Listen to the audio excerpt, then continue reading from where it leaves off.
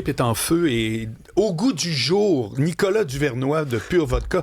Ta compagnie, je savais pas que c'était ça le nom précisément. Oui, Duvernois Esprit Créatif. Ben oui, parce que exactement. on avait Pure Vodka, c'est notre premier produit, mais dès qu'on a sorti un deuxième, Romeo's Gin, là, ça commençait à mélanger les affaires parce qu'on recevait des commandes chez Pure Vodka de caisses de produits, mais là, on savait pas ce que c'était Romeo's Gin. C'est comme ça, ouais.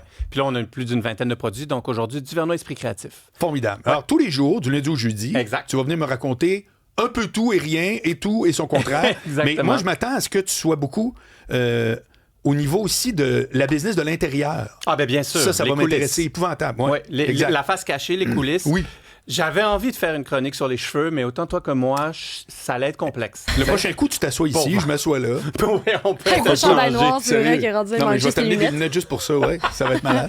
Mais aujourd'hui, j'avais envie justement qu'on regarde d'une autre manière, d'un autre côté, la saga en quelque sorte des boissons énergisantes. On le sait, il y a eu une catastrophe. Il y a un jeune préadolescent qui a bu une boisson énergisante et il y a eu un mélange qui s'est fait avec ces médicaments pour le TDAH et puis malheureusement, le jeune est décédé. On s'entend, c'est une catastrophe.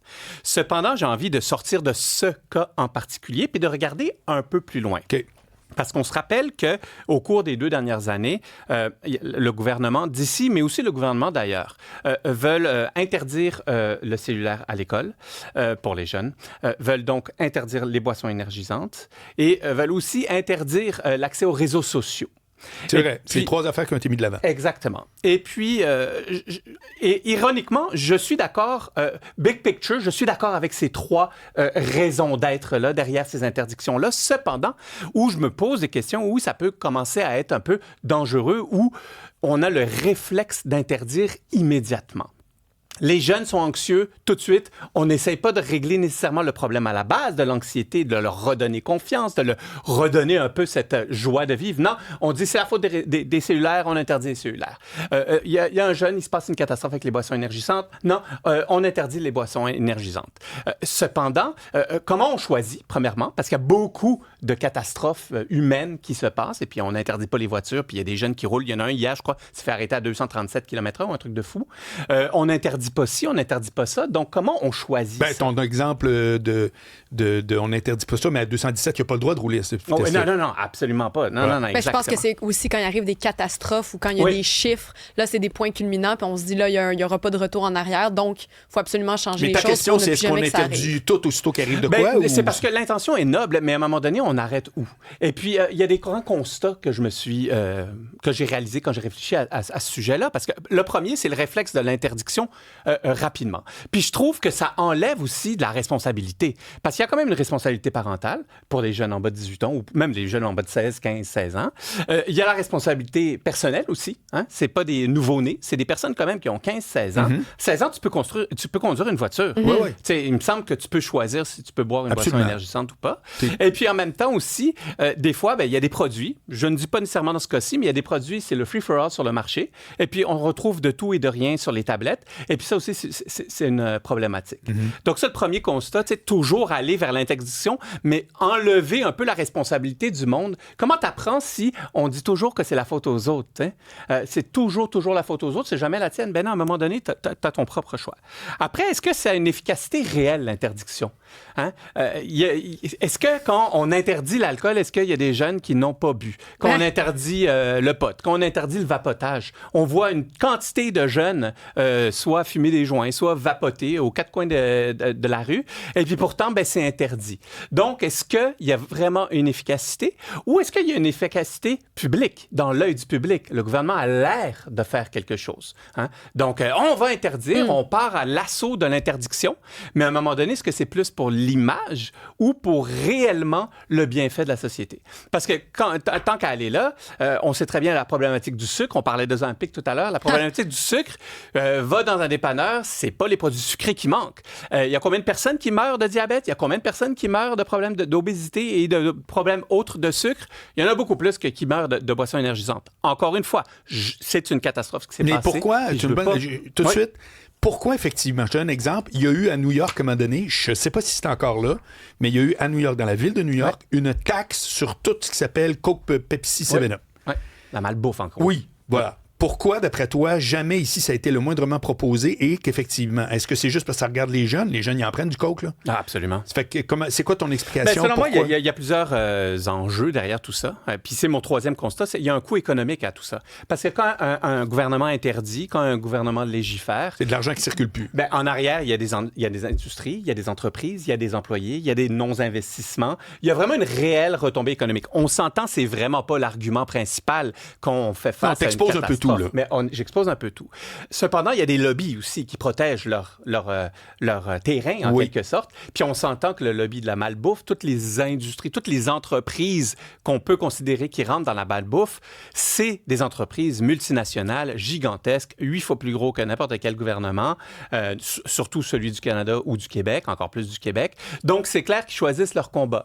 Je crois aussi qu'il y a le combat relativement facile. La boisson énergisante, c'est un combat relativement facile à gagner, mais la boisson gazeuse, lève-toi tôt. Ouais. Lève-toi tôt pour essayer de gagner ça. On a reçu une question en lien avec ça un peu plus tôt sur la capacité peut-être d'exiger aux compagnies, plutôt que de refuser de les vendre aux jeunes, de leur exiger de modifier l'étiquetage pour ajouter des mentions de danger et d'interdiction de, par exemple, mélanger avec tel ou tel médicament. Toi, tu es entrepreneur, t'es fait ces canettes-là. Est-ce que ça coûte cher? Est-ce que c'est démesuré comme demande à une compagnie comme ça de boissons énergisantes de changer l'étiquetage? Absolument pas. Bien entendu, il faut que tu changes la ligne de production, une partie de ta ligne de production pour pouvoir t'ajuster à l'étiquetage. Mais les boissons énergisantes qui sont vendues dans 87 pays à travers le monde ont déjà 87 différentes canettes parce que chaque pays a des ingrédients qui n'ont pas le droit, des ingrédients qui ont le droit.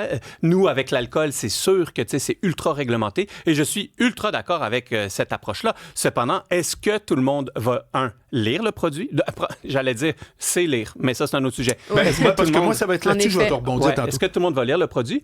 Deuxièmement, il y a encore des personnes qui achètent des paquets de cigarettes où il y a des poumons perforés, puis je sais pas quoi. Des trachéotomies, des orteils noirs. Donc, je crois pas que ça arrête quelque chose. Et puis, surtout pas des jeunes pré-ados ou ados qui sont fortement influencés. C'est pas parce que c'est écrit « Attention, danger pour la santé » que ça arrête quelqu'un. Puis d'ailleurs, il y a déjà des réglementations écrites sur les canettes. Je crois que c'est maximum 2 ou là, selon les produits. C'est écrit déjà, là. Puis il y a eu aussi Santé Canada qui est arrivé avec les nouvelles réglementations pour dire les produits haut en taux de sucre, des produits hauts en sel, peu importe, c'est en sodium.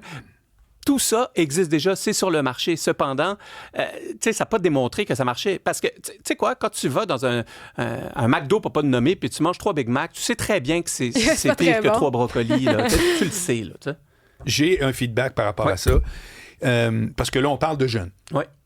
Tu seras d'accord ou pas, mais moi, je pense qu'un des grands mensonges qui circulent comme une vérité, c'est la phrase suivante: personne n'est mieux placé que les parents pour savoir ce qui est bon pour leur enfant. Mensonge, je suis d'accord avec toi. Il y a plein de gazés qui n'auraient pas dû en avoir. Bon. Absolument. Pardon. Ça fait que moi, quand je vois des initiatives gouvernementales, ce type d'affaires-là, c'est que nous autres, on est là, comprends-tu, Rara, Cube Radio, on est entre nous autres. Oui. Mais si tu voyais c'est qui les parents, souvent des jeunes qui sont là-dessus, 12 canettes par jour, là, ils trouvent ça probablement très, très drôle de voir leurs jeunes qui sont tout crinqués. C'est puis probablement eux qui l'achètent. Exactement. C'est ça le problème, parce que c'est pas donné en plus, ces produits-là. Je suis bien d'accord. Versus une canette. Moi, les différents angles que tu prends, je trouve ça très bon, mais je me permets de dire non, on peut pas juste dire les parents sont responsables. Non, il y a plein de crétins.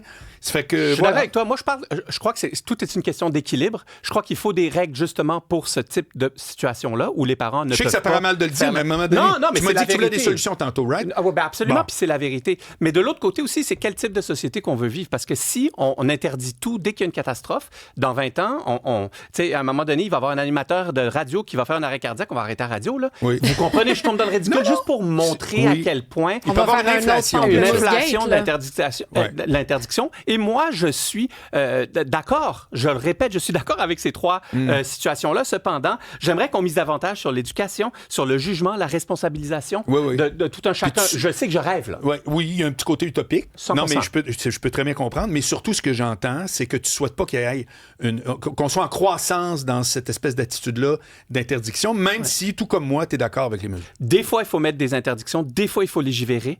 Mais il faut faire attention avec la législation. La législation, c'est puissant. On est obligé de la suivre. Donc, tu sais, c'est l'arme ultime, en quelque sorte. Ouais. Merci, Nicolas Duvernois, et à demain. Oui.